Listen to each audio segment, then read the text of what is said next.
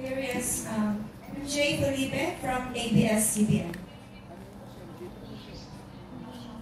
Hello, Attorney. Hello, Hi. Paolo. Sensya na, hindi ko ito masyado makita. May spotlight siya mga. No, Pao, since same line doon sa question nila about your partner, no? Iba kasi yung dynamics kapag Pinoy yung eksena mo, no? So parang, what adjustments did you have to do? And may mga icebreaker ba kayong dalawa just to break the wall? I think adjustments I had to make siguro parang wala naman eh. Kasi yung Sarah was very friendly. She was very easy to work with. So parang me, as a Filipino, I didn't feel the need to change yung mag-adjust yung ano. Kasi kung paano naman tayo dito sa Pilipinas sa mga ano natin, sa leading lady natin. Kahit sino, kahit anong lahi niyan. Same lang yung trato natin kasi babae. Diba? So I think wala namang adjustments. Pero naging icebreaker namin. I think yung magandang location talaga yung Puerto Galera. Alam niyo, kapag nakapag-shoot kayo doon ng buong cast, imposible hindi kayo makakapag-bonding. Alam ni Marco yan. Yan po. And are you inspired more to work with like artists of different race? Always.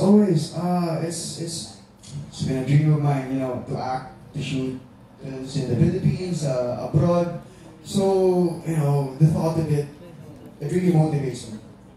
Nasa lang, attorney, medyo makulit na question lang to. May time pa kayo for this? Busy na kayo sa kaso ni attorney, ni Bebes? Hindi lang kay Tevez, kay Sandra Leong pa. Marami, but it's just a question of time management. Parang babae niya eh. Pagka, yung making movies, hindi time management na maraming babae. Hindi ako babaero, yan ang ilabas sa akin, pananampalataya. Ibig sabihin, kung mahal mo, nagbibigyan mo ng oras. Mahal mo ang paggawa ng pelikula. Mahal mo yung mga artista ko, lalo-lalo na si Mau.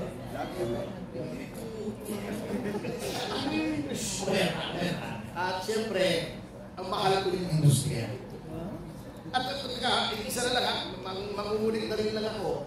Kung napansin nyo kanina, nung ending credits, merong in memoria, aside from my dad, who got me into movies.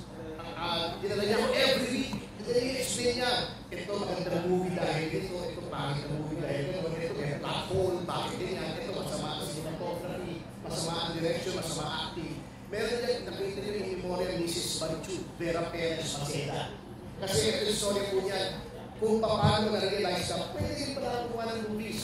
First year lo ako, wala akong kilala dito sa Maynila, Provinciano. Nagyaya, kapatch ko yung anak niya, si Ernest Maceda, who is now a commissioner ng OLE. Nagyaya ng match party, parang get to know you party. Ang nag-host siya sa bahay nila, doon sa, ano ba yun?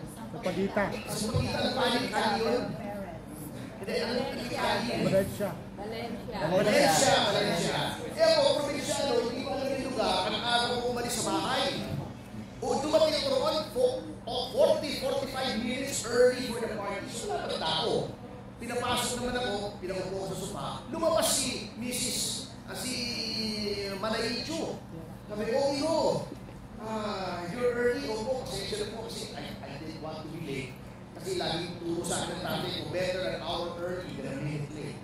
Sabi niya, well, mabuboard ka dyan, let me show you around. Pinakita niya sa akin yung memorabilia ng isang Pagita pictures sa kanyang Vera Perez pictures. Ito, then I was given a crash course on the artist, the time, and how to make a movie. So doon ako nakakita ng mahilig ko sa movie.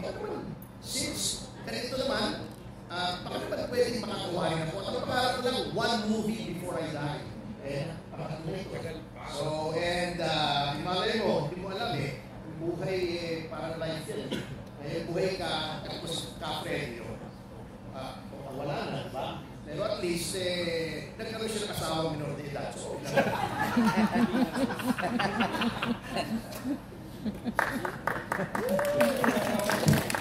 ako lang, hilig sa minor de edad. Yan. Wow!